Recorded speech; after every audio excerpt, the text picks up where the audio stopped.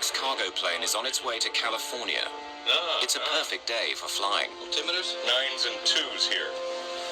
But behind the cockpit, in the galley area, a disaster is about to unfold. The pilots of FedEx Flight 705 are seconds away from an unprecedented situation. God almighty.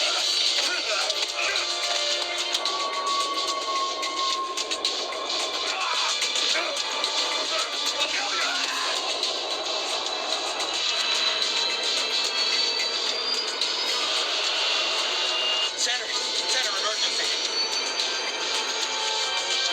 He's had an attempted takeover. We need an ambulance, and we need armed intervention. Let me up.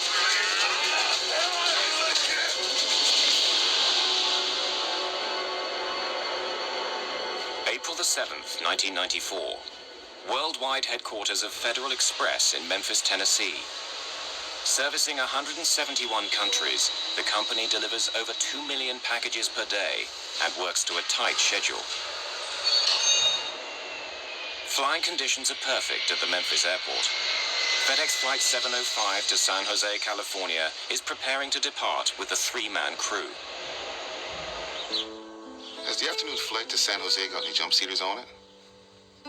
None at all? 42-year-old Auburn Calloway is a flight engineer. He hopes to hitch a ride on Flight 705 for pressing personal reasons. Thanks. Employees have the privilege of free rides. They're known as jump seaters.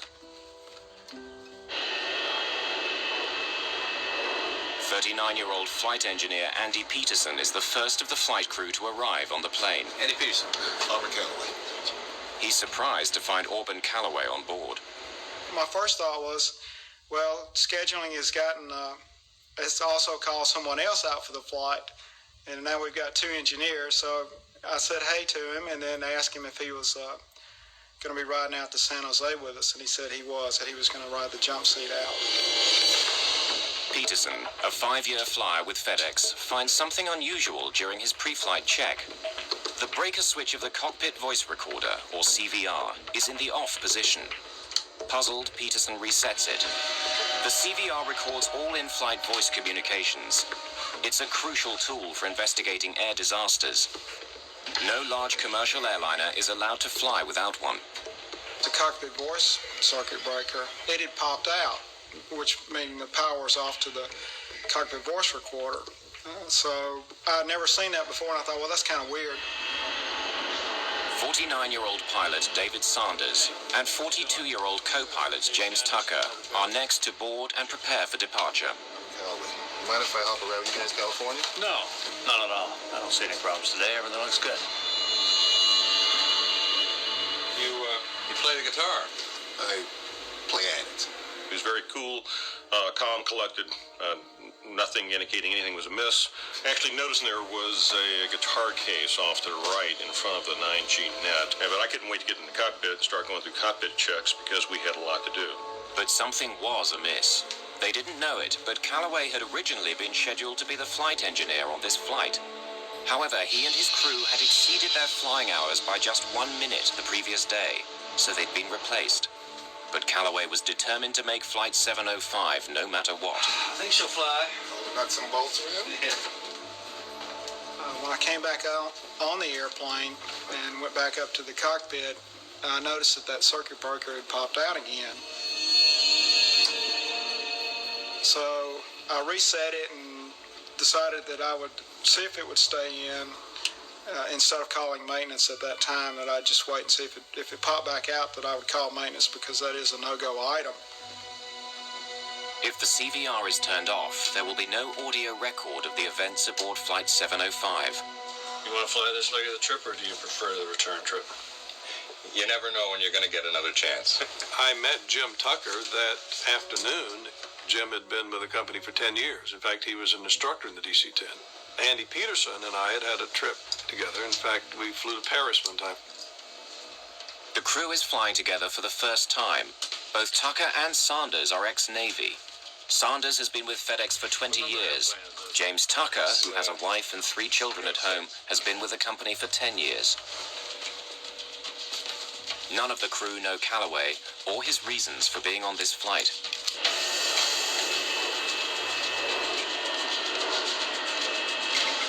Express 705, heavy runway 27, clear for takeoff. Express 705 cleared for takeoff. Lights if you want them. I mean clocks if you want them. Lights are coming on. We'll get the vertical speed wheel here in a minute. How's the checklist look? All right, before takeoff is complete. Your airplane? Set standard power, please, before they change their mind. Power is set.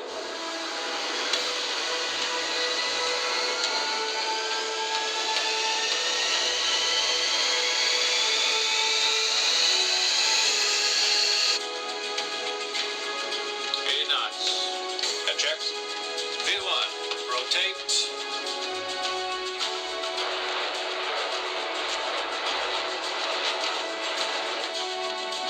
Positive rate. Gear up, please. FedEx Flight 705 is airborne and westward bound. The weather to California is clear, and if all goes as planned, they'll be back home within 10 hours. But back in the cargo area, Auburn Calloway is launching a different plan. A plan he's been shaping and reshaping for several days. Like the brilliant chess player he is, Calloway has thought out all his moves. Being bounced from the crew of Flight 705 today was an unexpected glitch, but nothing he can't cope with.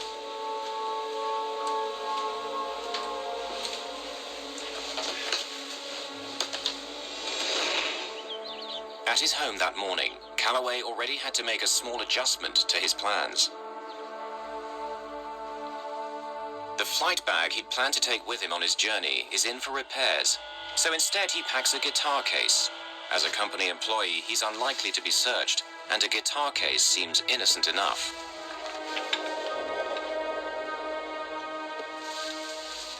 Here you have a man who made some accomplishments that no other African American had ever made. Calloway graduated from Stanford University in 1974. He became a top Navy flyer, then a commercial pilot, but his 5 years at FedEx have been as a flight engineer. He was highly intelligent, a driven person to accomplish goals, and had before him an opportunity of a tremendously positive career. He was married and had children and family, and it just seemed as though he was almost part of the true American dream, just about the American family. Before leaving for the airport, Calloway put some important documents on his bed. Among them, his last will and testament.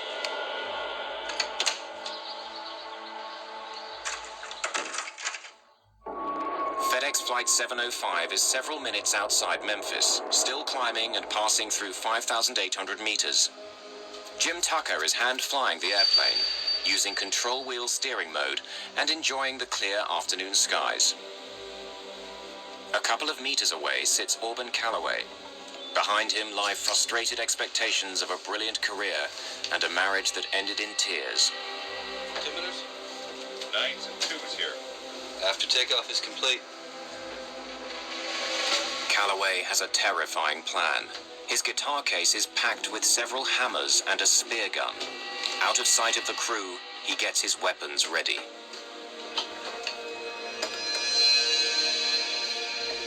To be successful, Calloway will have to act quickly. Speed and strength will be critical. Calloway is a former Navy pilot and a martial arts expert, so speed and strength come as part of the package.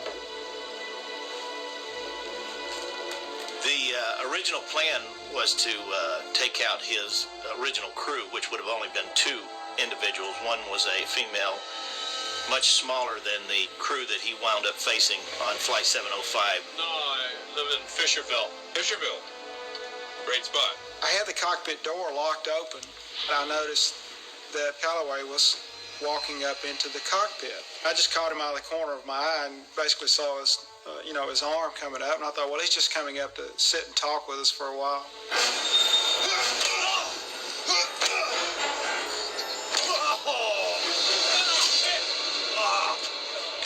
excruciating pain, blinding pain. So much, in fact, that I never lost consciousness, but I lost useful consciousness for at least 45 seconds. A blow to the head will rattle the brain. It will shake it enough that the electrical connections momentarily are not working, and it can be anywhere from a complete irretrievable loss of consciousness to simply a stun or to what he describes as a period of time where he was somewhat aware of what was going on but could not respond to it. I was slumped back like this, and he looked, I remember, right in my eyes as he passed over. It was almost probably like, well, the lights are on, but there's nobody home here. This guy is out of action, so I'll move on to the next person. The crew is in shock and confused. What I saw was simply a face and his eyes and an object coming down at me. I didn't discern any emotion or hate or anger. I just saw a threat, and I didn't really know what the threat was because it's so shocking. And for a crew member who is a pilot in uniform to attack another pilot is unheard of in the airline industry. Although terribly injured, Peterson and Tucker are still alive. Get him! Get him! Get him! Calloway hurriedly retreats out of the cockpit. Unaware of each other's injuries, the crew starts to mobilize.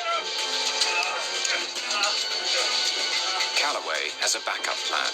The spear gun stashed outside the cockpit is a deadly weapon. Sit down! Sit down! Get back to your seats! This is a real gun, and I'll kill you! There was a loud ringing in my ear, and I was a little unbalanced. But I saw this spear gun, and I thought, well, the only thing I can do is try to grab it. So I grabbed the spear. It sticks out of the spear gun about, 4 inches or so. So I grabbed it right behind the barbs and tried to hang on to it real tight.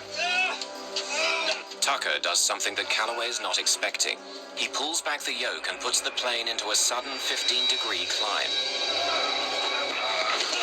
It throws the struggling men out of the cockpit into the galley behind. I had already figured out that what I had in my hands is probably one of the best weapons available, and that was the aircraft itself. Tucker has not been just a Navy pilot, but a combat instructor flying A-4s. His fighter pilot experience would prove invaluable in the next few minutes. I was looking at this whole situation as if it was an air combat maneuvering situation. Get him! We're taught in the Navy and in the fighter community is the first thing you want to do is engage the bogey, engage the bad guy. You make him predictable by engaging him, and you use his predictability then against him, and then you kill the bogey. Get him! Get him! Get him! But the co-pilot doesn't stop there. Tucker immediately rolls the massive aircraft to the left in an acrobatic maneuver to try and disarm Calloway. The men roll along the smoke curtain to the left side of the plane. I knew that I had to do something very abrupt, very, very rough, and something that he would not be expecting.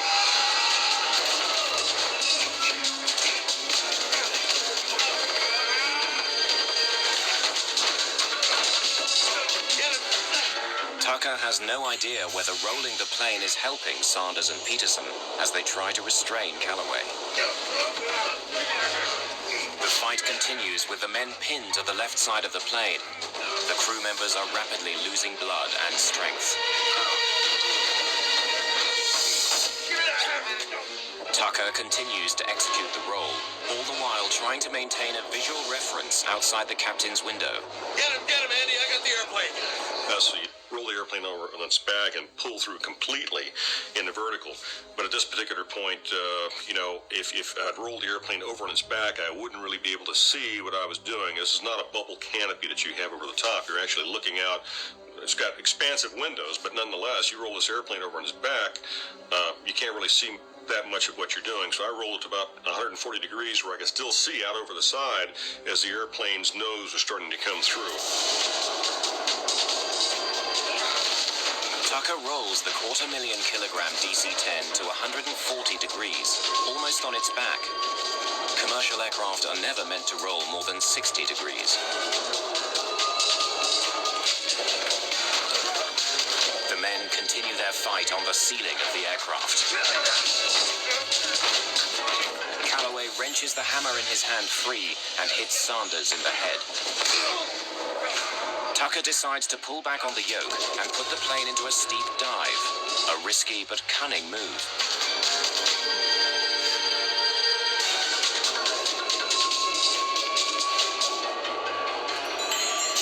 The G-force of the dive pushes the men back along the ceiling to the smoke curtain.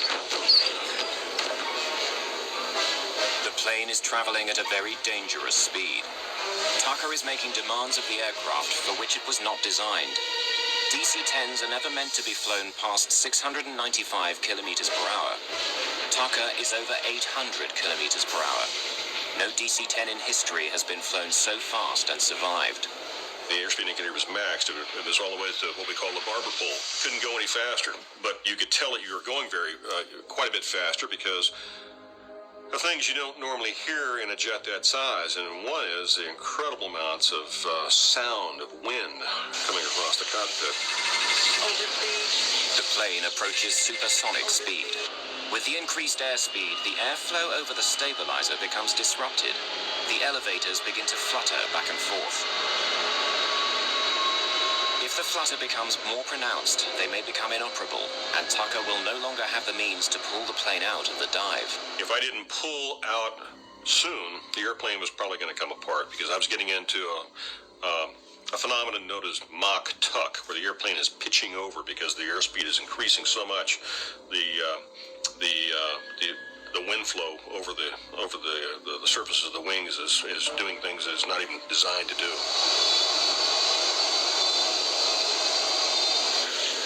The injury to the left side of Tucker's brain is beginning to paralyze functions on the right side of his body. Tucker notices something alarming. The plane is traveling at this incredible speed because the throttle levers have been left in their automatic climb setting from takeoff. The DC-10 is now in a vertical dive with the engines at nearly full power. Tucker must release his only usable hand from the yoke to pull back on the throttles. With power reduced to idle, the DC-10 is still not out of danger. Despite Tucker's maneuvers, Calloway is gaining the upper hand.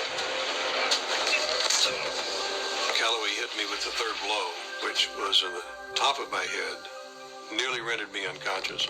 I began to gray out. At that very same time, it occurred to me we might lose this thing. As Tucker starts to pull the plane carefully out of the dive, the elevator flutter increases. Balance panels, counterweights that help the pilots manipulate the elevator, break free and begin to wrinkle the skin of the stabilizer. Tucker fears that if he pulls back too hard during the dive, all the surfaces on the tail section would be in danger of coming off.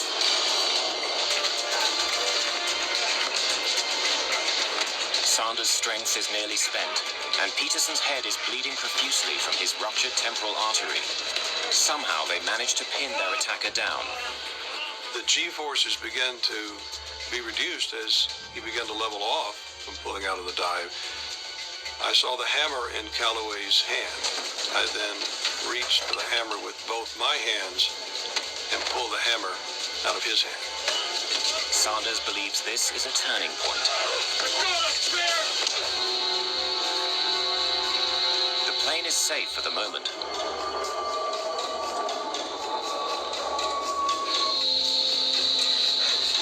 About a minute after the attack begins, Tucker finally has a chance to radio Memphis.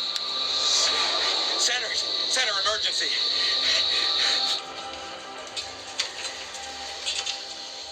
Air traffic controller Kent Fleshman and his trainee receive Tucker's emergency request. Aircraft with emergency, say again. Center. Aircraft with emergency, say again. Listen to me. It's Express 705. I've been wounded. We've had an attempt to take over and aboard the airplane. Give me a vector, please. Back to Memphis at this time. Hurry. Express 705, fly heading 095, direct Memphis. 095, direct to Memphis. Get me an ambulance and alert the airport facility. Hey, Memphis, you still with me? Affirmative 705, descend and maintain 10,000. Fleshman takes action in case the hijacker has a gun. If he can get the plane below 3,000 meters, a bullet hole in the fuselage will not cause explosive decompression. Tucker hears the fight increase in the galley. Again, he uses his only weapon, the aircraft. The maneuver throws the men onto the side of the plane. Let go of the spear! Look, just keep talking to me. Okay? Express 705, affirmative. If you need an ambulance, stand by and we'll get that for you. Yeah, we need an ambulance, and we need armed intervention as well. Make sure and notify the SWAT team he's asking for armed intervention. Fleshman recognizes the term armed intervention as the most serious request from a pilot. It means they want armed officials to storm the plane upon landing. Memphis approach has to be alerted.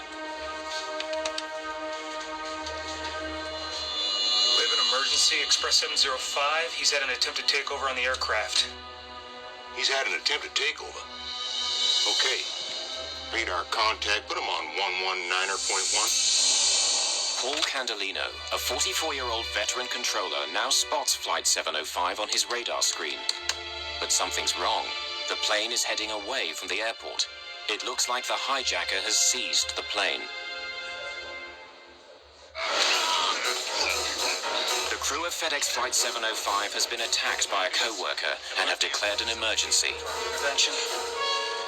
Air traffic control watches helplessly as they fly away from the airport, while the fight for control of the plane continues. Co-pilot James Tucker is pushing the DC-10, his best weapon, to its limits. He now throws the wheel round, flipping the massive plane in the opposite direction. Tucker, drawing on his military experience, reverses the role, keeping his maneuvers unpredictable. Here I am, all alone in the cockpit. The fight is still going on in the back. I don't know who's winning. I don't know who's losing. That was about the only time I really had time to be frightened, and it was a very horrifying situation at that point, thinking that quite possibly Auburn was winning. 3.5 minutes after the attack, though pinned and injured, Auburn Calloway will not relinquish the spear. The anger was coming in then, and so when I hit him, it was with the intent to disable him and eliminate his ability to fight. Not kill, but to injure him sufficiently that he could fight no more.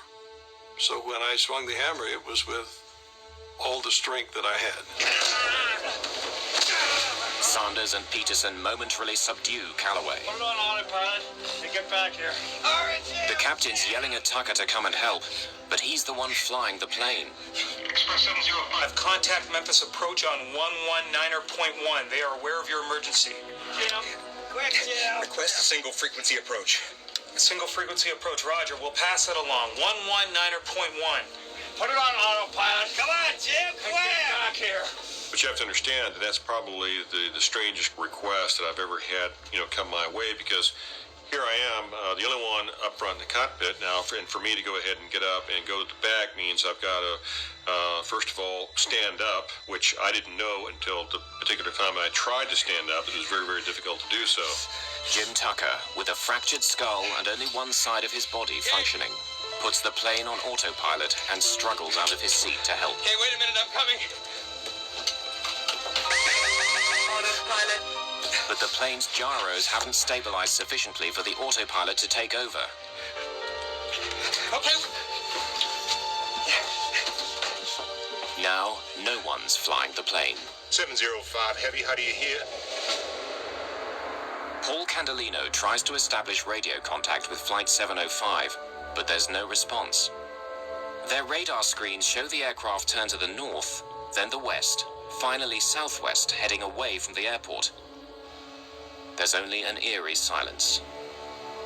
Anything could be happening on board the plane.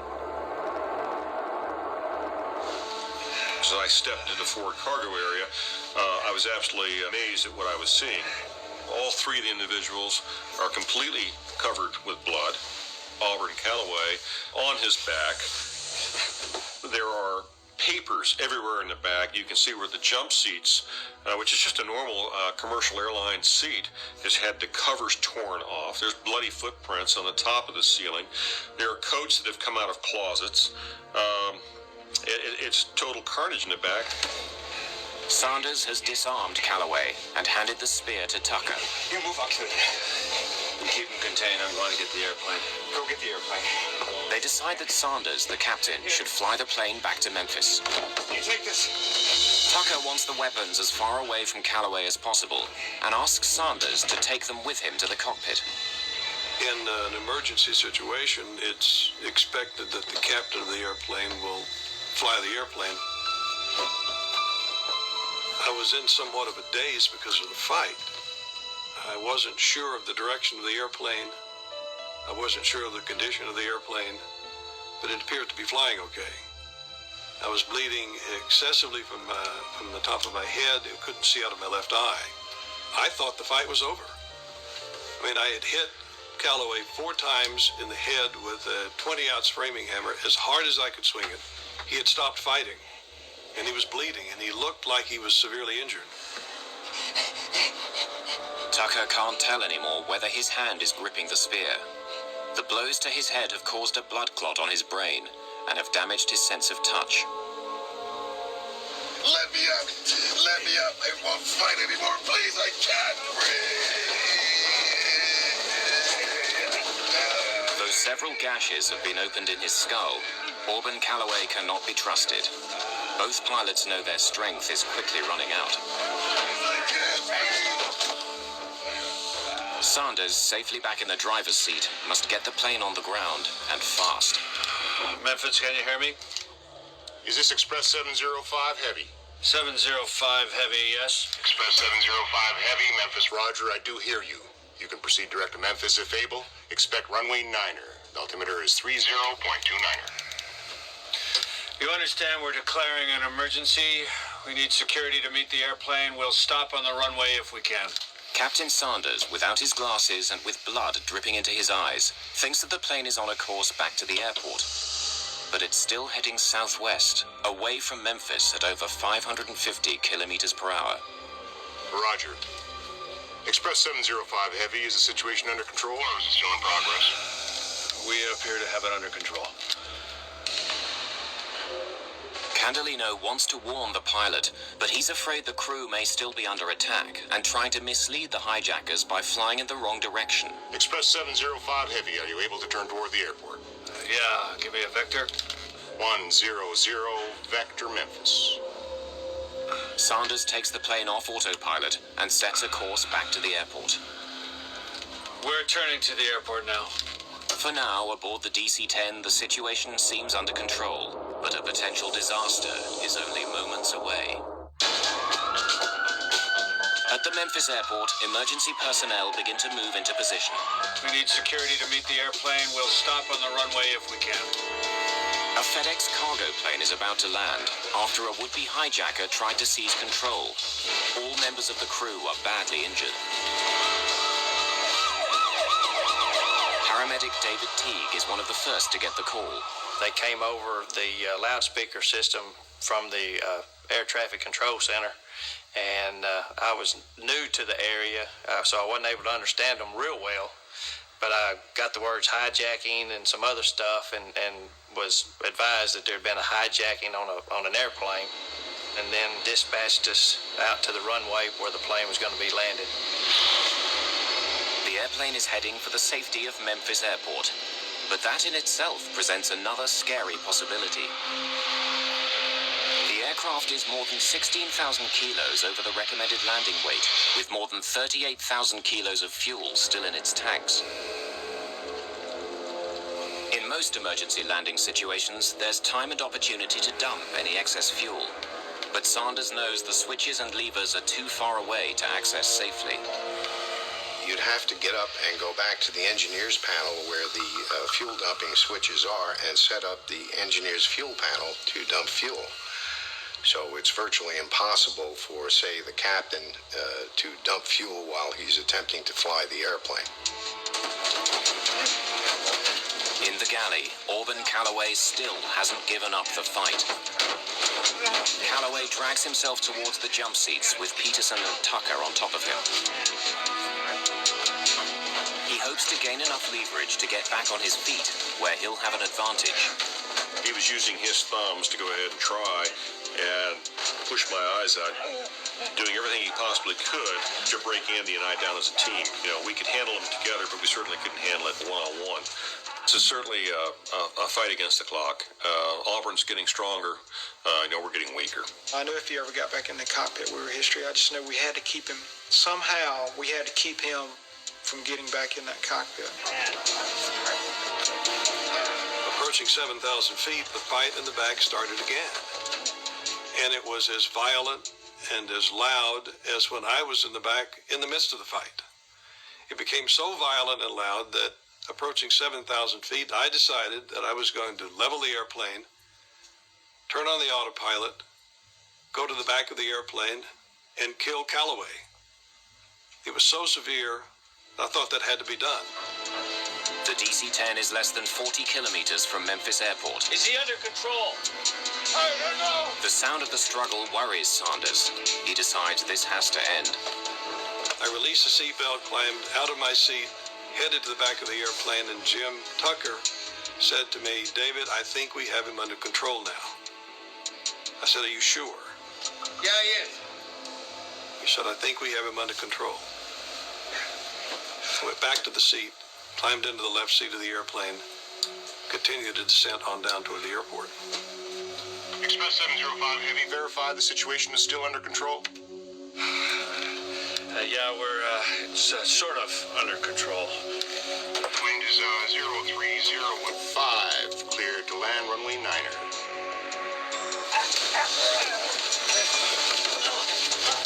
Clear to land? Now Sanders faces yet another possible disaster. The delay caused by getting out of his seat means he's way over the normal approach speed. Too high and too fast. He'll not be able to slow the overweight plane quickly enough to land on runway 9er. Going around, 36 lefts. Runway 36 left is longer at 2,800 meters, but it's perpendicular to his flight path.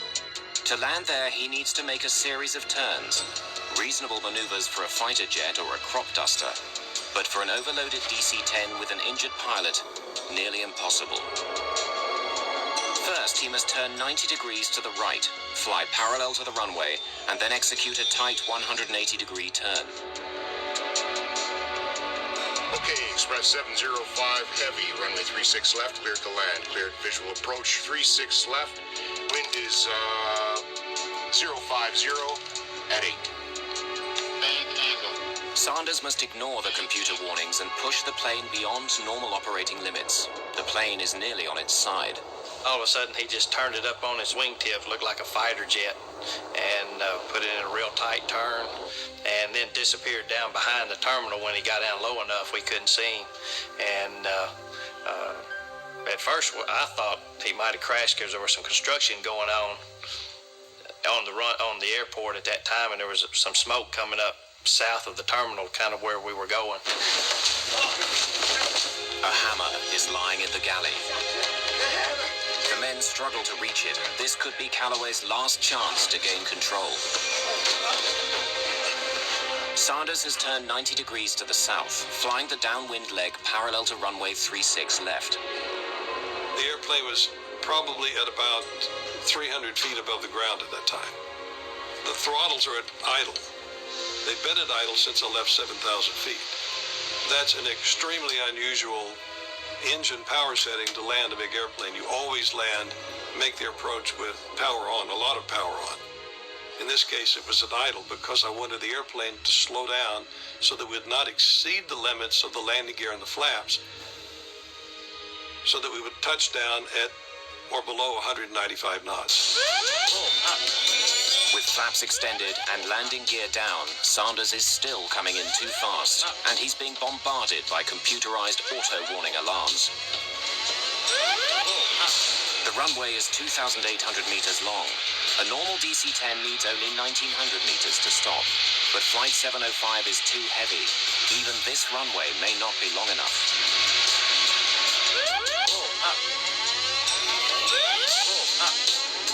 Peterson manages for the first time in the fight to get hold of a hammer, but is extremely weak due to blood loss. You gotta hit him, Andy! You gotta hit him! I was almost like pleading with him, and I told him, I said, Andy, you got to hit him.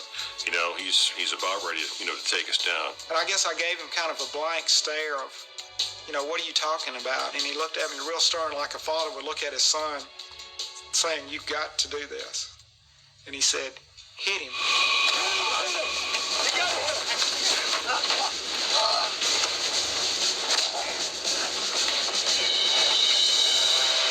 The DC-10 is only meters above the runway, traveling at 382 kilometers per hour. Sanders can only hope he won't explode the tires or crash beyond the runway.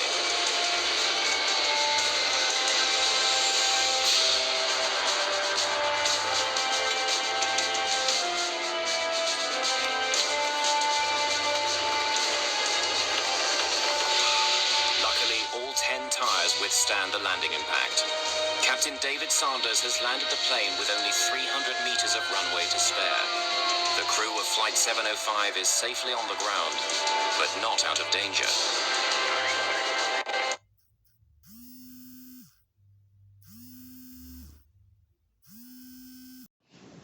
Ui, yêu, amigo. Ai,